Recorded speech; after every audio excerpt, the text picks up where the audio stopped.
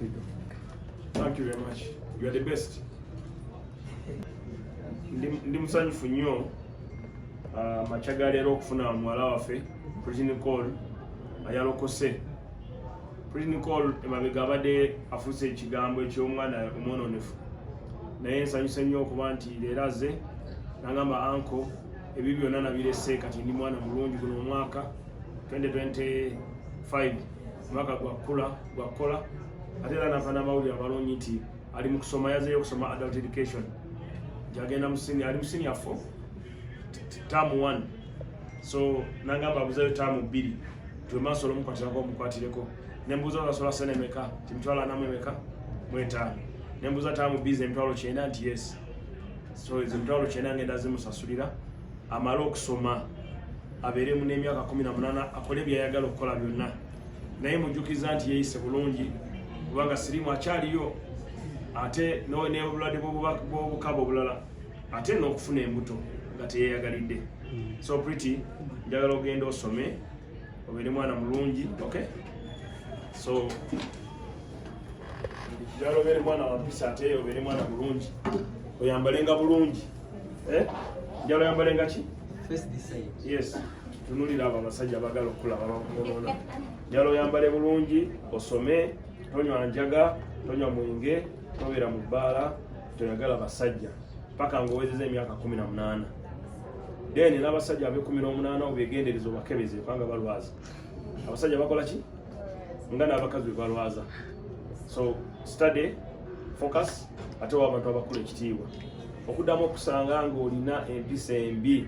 nga nkusanga n'abakazi abakulu n'alabye olwana simanyi ne hajjati ani simanyi haji ani simanyi kulusumu ani sikusanga mu ebyo ebintu abo bakazi bakulu buli mwana muto ojja kufuna abavubuka b'emyaka gyo okay so that is my advice go and study newe bali kulokoka oba nga olokusenga kifu olokose onalebo katono nnyo ogenda sobola otya okumugaidinga kuba this is not her first time okubanga wabaayo omuntu amulabirira no kati agenda kujjanga wano nze kati nze ndi muzadde we paka nga 18 oli muzadde we yamutwala ku ssomero kati nze ngenda kubeera muzadde we ow'ebbali omulala nga minisita ndi muzadde w'abaana bonna so njagala obeere mwana wampisa owulidde munakye mubuuza ekirala babuulire ebyekuganya okukola bibabuulira abo Honorable Barlow abadde aŋŋaanyi okunywa enjaga aŋŋaanyi okunywa omwenge aŋŋaanyi okozesa byonna ebitamiiza aŋŋaanyi abasajja ne bali ne bakazi bano nabo tolina kubaagala kubanga tolina kubyagala tuli bakristaayo ebirala byaggaanyi bibaddiremu byonna bulungi Honorable Barlow abadde aŋŋambye nti n'osiina okwagala abasajja babi bonoona naŋŋamba bonoona bakola kiki kye bonoona barwaza bawana abantu b'omuteze bateetegekedde nagamba sirina kwagala n'abakazi kino bibeera bibi sirina kunywa mwenge sirina kunywa njaga sirina genda mu mabaala nti nebyo ebintu bibi bibeera byonoona mbere nga ndi mwana mulungi nga nsaba nga nkana abantu babakola ekitiibwa sirambala nabubi toddamu kwambala bubi kubanga oyambala bubi ng'osikiriza abasajja nga balowooza nti oyengedde ngate oli kasooli omuto abasoga bamuyita duuma oli duuma muki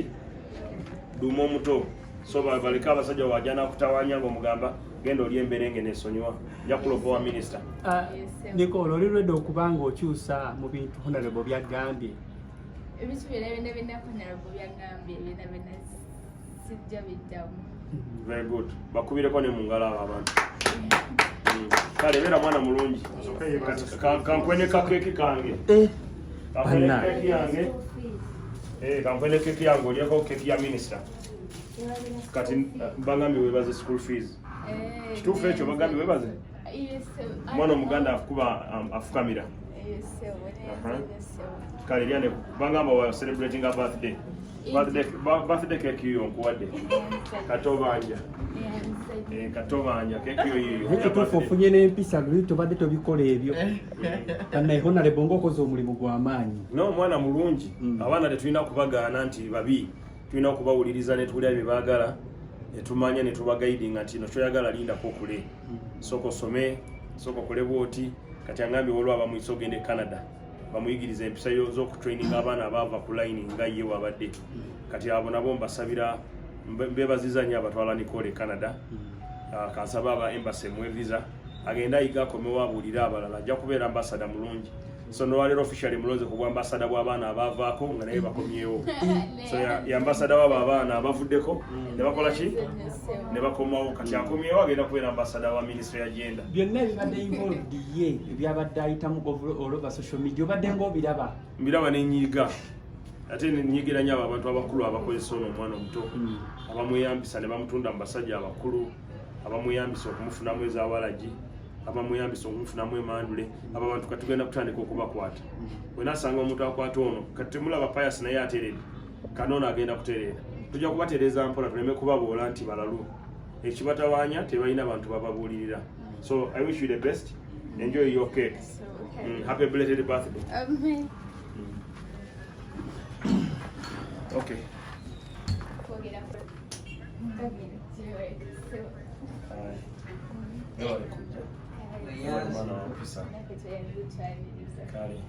kali kutuula awo abagenyi batuula awo nebeera muwala wa mpisa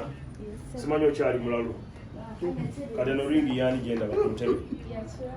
yaki ya mamawo yagirese bakiri agikuteekako kasubire tebakubuukinze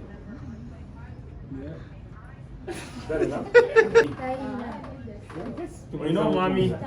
tubuuza bubuuza oba olina omwami jamusiba tewali alina kwagala tanaweza 18 tewali alina kwagala tanaweza 18 yes so byebyo mugende mulina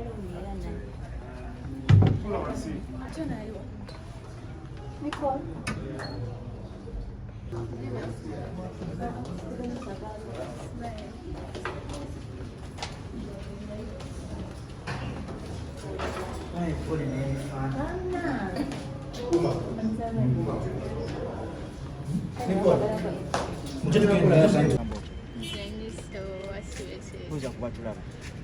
Mwasibe muteba bikwala abanja ba kansule muli bulungi. Olunaku lwakedde Honorable Bellam n'akiyita ko kijjako ku offices ze ng'alina byayagala okwogeramuko naffe. Biki ebimu ku ebyo Honorable byagenda ddala mu maaso n'okuba nga ate akubuulira oba nga akubuulira mu mbeera Honorable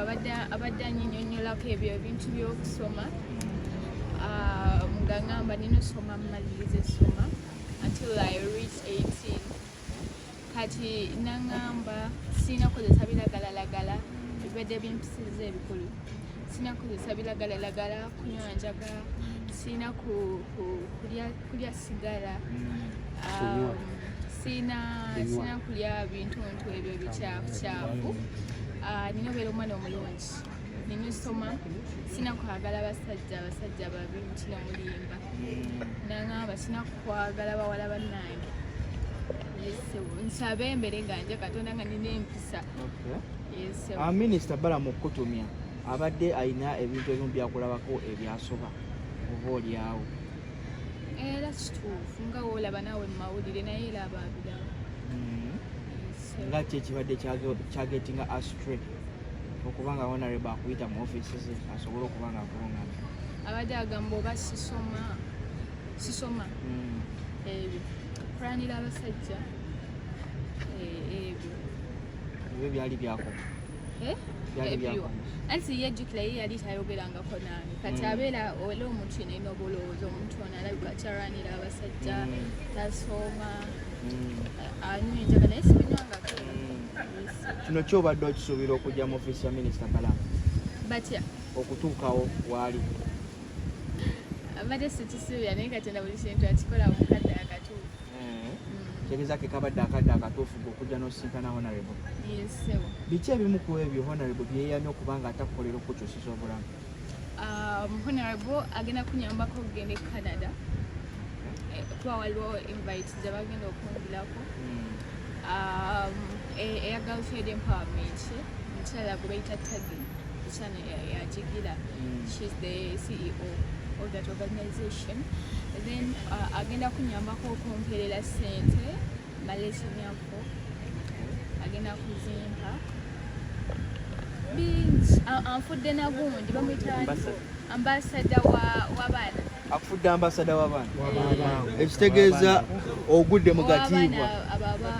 abali bavaako kuseegeza nsobogenda nembakuulirira kati baanamu abali eyo nze nateredde mubeereyo nga mukimanyi wookolera ebibi togamba Nicole wali wavaako tugenda kukutwalirawo wali wavaako just era emyaka gyali myaka kirabika kuba buli mwaka gubeerako n'ebitusumbuwa kati nawe olina ebibyo ebidisumbuwa nga kinyafo nedda simanyi kituufu kuba sinnakiweza naye kyemanyi buli myaka nga olaba abafumbo naye wafumbirwa era naye buli muntu abaako ekimu ate essaawa zino tukitwale nti watereera oli mwana mulungi nteredde ddala naddala Mr. Balamu agambye ajja kunyambako okunsomesa n'okuntwala ebweru ndi mwana mulungi nnyo ekitegeeza Nicole oyagalira ddala okusoma tula abantu bangi ku social media baze bakritisizinga nga otagala kusoma essaawa zino nkyakomeka mugenda tula sinyafo kuno omwaka kitegeeza ebitabo bikwasaganyiza tusuubire result ennungi amiina kale atumaliriza obubaka bwo obusemba bwolina eri abantu n'abaana okutwaliza wamu obubaka bwenina eri abantu ndi mwana mulungi nze natereera ndi mwana mulungi sikuba mabaala sinywa bintu bibi sikozesa bintu bikyamu n'ekirala nze nfuuse ambasada w'abaana abato buli omwana ali eyo nga muto temuddeeyo nemwebuuza Pretty Nicole ye ambasada w'abaana abato bonna kubira ddala nga bakakuzaala paka reaching class 17 I'm the ambassador. That's really amazing. Nze gwe bafuuka olwekyo okugwa gatiibwa ng'okyali ekitiibwa kya Mukama anti kasitootereera buli kimu kitereera ekimu kyekola kyokka ati bagenda tokomuka omugambo bagambe eri Nicole era kitiibwa kyange bw'osigala ogenda mu maaso kale tetugenda kusukkawo n'olw'ensonga eyo